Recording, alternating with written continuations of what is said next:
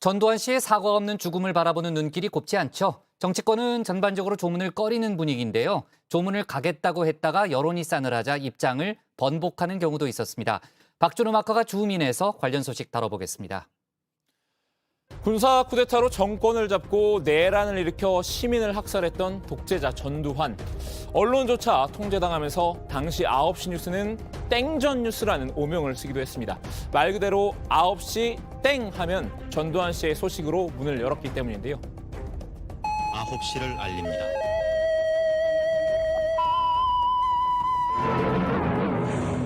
전두환 대통령이 미국을 공식 방문하기 위해 전두환 대통령은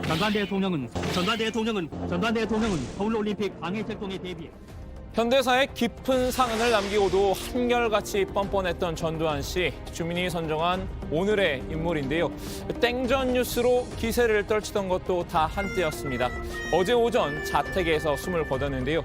전 씨의 빈소는 어느 유명인들의 장례식장과는 분위기가 달랐습니다. 취재진을 제외하고는 조문객들이 별로 없어서 썰렁했는데요. 자신의 친구였던 고 노태우 전 대통령의 장례식에 각계 인사들이 줄지어 조문했던 모습과는 전혀 다른 풍경이었습니다. 그도 그럴 것이 지난 40여 년 수없이 많은 사죄의 기회가 있었지만 거짓과 핑계로 일관했던 전 씨였습니다. 광주는 그는 총기를 들고 일어나는 하나의 그 폭동이야. 광주 학살 대해서 모른다 난. 왜 모르세요? 직접 책임 있으시잖아요. 왜 직접 책임? 발포 명령 내리셨잖아요. 왜 발포했냐? 지혜 실권자셨잖아요. 발포 명령 부인합니까? 예래. 광주 시민들한테 사과할 생각 없으세요? 사과할 생각 없으십니까? 지난 2017년 전 씨는 3권짜리 회고록을 내놓기도 했는데요. 회고록에서 고 조비오 신부의 증언을 문제 삼기도 했습니다.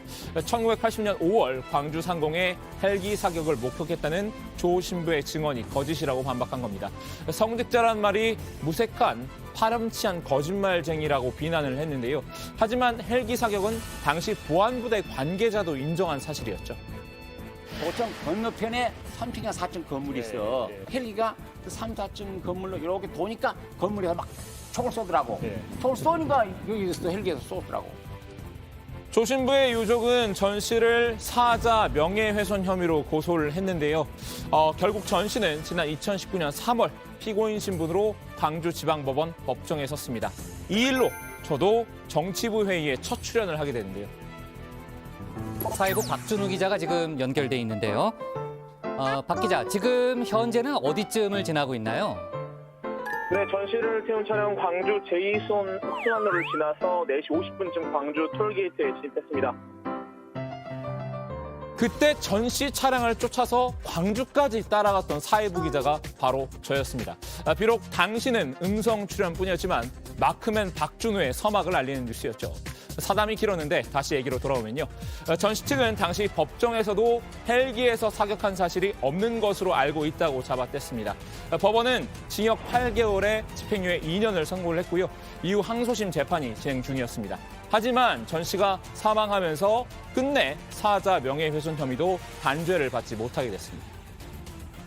본인이 결국 끝까지 거짓말하고 진실을 밝히지 않고 결국 이렇게 사망을 해버렸으니 정말 허망함과 함께 또 우리 광주 시민들은 다시 더 분노하고 분통 터지고 그러는 심정입니다. 결국 당신도 한줌 흙으로 돌아가는데 무엇을 위해서 오늘까지 그렇게 거짓되고 사악한 삶을 살았느냐고. 장례식장에선 사과와 반성 없는 독재자의 죽음은 죽음마저도 유죄라는 싸늘한 시선이 느껴졌는데요. 장례식장 밖에선 전 씨의 규탄 대회가 열렸습니다. 전 씨의 죽음은 도저히 애도할 수 없다면서 전 씨를 부역한 세력들의 사죄를 요구했습니다. 지금이라도 국민과 역사 앞에 뉘우치고 참여하고 사죄하라! 다만 전 씨의 측근들은 빈소를 찾았는데요. 눈에 띄는 건 육군사관학교 출신 측근들이었습니다. 전 씨의 군내 사조직인 하나회 소속이었던 이들인데요.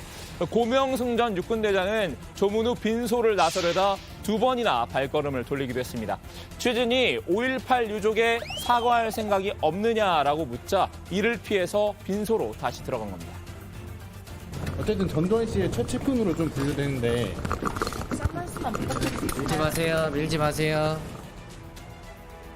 박희도 전 육군 참모총장도 5.18 피해자의 사과할 마음이 없냐고 묻자 화장실로 피했는데요. 장례 이틀째인 오늘도 빈소에는 전 씨 유족들과 전직 하남의 군인들만이 빈소를 지켰습니다. 참회 없는 전 씨의 죽음 앞에 조문을 두고 정치권도 눈치 게임을 벌였는데요. 물론 청와대와 민주당에선 조문하거나 조화를 보내는 이도 없었지만요. 국민의힘은 개개인에게 판단을 맡겼습니다. 이준석 대표는 조화만 보내고 조문 계획은 없다고 입장을 밝혔었죠. 다만 당내 구성원들은 자유롭게 결정하라고 재량권을 부여했는데요. 이 재량권 부여 결과 어제 전 씨의 빈소를 찾은 이는 윤상현 의원이 유일했습니다. 윤 의원은 한때 전 씨의 사위였는데요. 전 씨의 딸 효선 씨와 결혼을 했다가 지난 2005년에 이혼했죠. 고객님 안에서 오래 계셨었는데 무슨 얘기를 하셨는지. 국민의힘 인사는 아니지만 주목을 받은 인물도 있습니다. 반기문 전 유엔 사무총장인데요. 오늘 오전 빈소를 방문했습니다. 전두환 전 대통령 과가 이제 많은 건 틀림없습니다. 제가 이제 평가를 계속 이렇게 할 테고 특히 그 광주 민주항쟁 희생자들에 대한 그 사과라든지 이런 거를 할 기회를 놓치는 것에 대해서는 좀 저도 안타깝게 생각을 합니다. 이재명, 심상정, 안철수, 김동연 등 주요 대선 후보들은 조문하지 않았는데요. 다만 갈까 말까 망설였던 이도 있습니다. 전두환 대통령이 군사 쿠데타와 그 5.18만 빼면 잘못한 부분이 이제 그런 부분이 있지만 그야말로 정치는 잘했다고 얘기하는 분들이 많습니다. 전두환 옹호 발언으로 곤욕을 치렀던 윤석열 후보입니다. 윤 후보는 어제 오전만 해도 조문 의사가 있다고 밝혔었는데요. 아직 언제 갈지는 모르겠는데 준비 일정을 좀 봐가지고 전직 대통령이시니까 가야 되지 않겠나 이렇게 생각하고 있습니다. 하지만 3시간 만에 입장을 번복했습니다. 이양수 선대위 수석대변인이 조문을 하지 않기로 결정했다라는 문자를 보낸 건데요. 냉랭한 정치권 분위기 속에서 다른 후보들과 달리 나 홀로 조문을 했다가 또다시 비판에 부딪힐 수도 있겠다는 판단이었나 봅니다. 민주당과 정의당은 기회를 놓치지 않았는데요. 윤 후보의 오락가락 행보 자체가 기회주의자 같다고 비판했습니다. 준비 안 된 대선 후보의 미숙한 정치 행보에서 국민은 부담감을 느낄 수밖에 없습니다.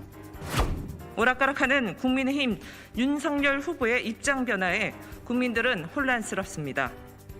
이준석 대표가 뒤늦게 윤 후보 방어에 나섰는데요. 윤 후보가 오히려 소통하는 자세를 보여줬다고 치켜세웠습니다. 의견 조정을 통해 가지고 나중에 의사를 변경한 것이 오히려 저는 아주 좋았다 이렇게 생각합니다. 너한테도 이제 이야기를 하면서 어떻게 된 거냐 이렇게 물어보고 이렇게 했는데 사실 제가 후보에게 따로 말을 하기도 전에 후보가 어떤 그 주변과의 논의를 통해서 의사 변경이 있었던 것 같아가지고 저는 후보가 상당히 다른 사람의 말을 경청하는 자세 이런 것들을 보여주는 기회가 되지 않나 싶습니다. 대선 후보는 아니지만 청년 소통이란 특장점이 있는 사람이죠. 전 씨의 큰형을 구속했던 전력도 있는 분인데요. 홍준표 의원입니다. 청년의 꿈에 전 씨에 대한 조문 의사를 밝혔는데요. 하지만 반대 댓글이 이어지자 조문을 가는 것이 도리라고 보는데 어떠냐? 본인이 청년들에게 직접 물어보기도 했습니다. 그 결과 오늘 오전 마음을 바꿨다고 다시 글을 올렸습니다. 조문을 가려고 했는데 절대적으로 반대 의견이 많네요. 그 의견을 받아들이겠습니다. 그러나 고인의 명복은 빌어야겠습니다. 이준석 대표의 표현을 빌리자면 청소의 달인이라고 해야 될까요? 자, 오늘은 전두환 씨 빈소 조문을 둘러싼 정치권의 분위기를 살펴봤는데요. 독재자의 말로가 얼마나 쓸쓸한지를 잘 보여주는 것 같습니다. 오늘 주민 한마디 정리합니다. 반성 없는 죽음에 싸늘한 시선, 야권, 전두환 조문 놓고 눈치 게임.